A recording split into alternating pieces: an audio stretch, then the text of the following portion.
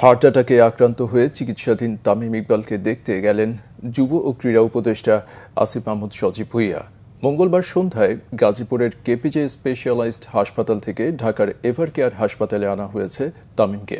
তার সঙ্গে সাক্ষাৎ শেষে আসিফ মাহমুদ বলেন, উন্নত চিকিৎসার জন্য তামিমকে দেশের বাইরে নেওয়ার বিষয়টি তার পরিবারের সিদ্ধান্তের ওপর নির্ভর করছে।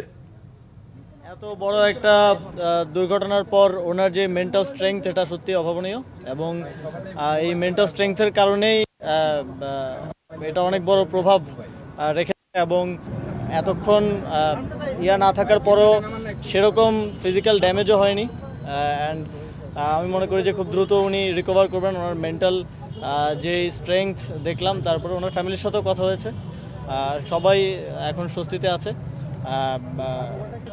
এখনও ডাক্তারদের সাথে ফ্যামিলি কথা বলছে, যদি ডাক্তার এ ধরনের কিছু সাজেস্ট করে তাহলে ফ্যামিলি ভাববে সে বিষয়ে।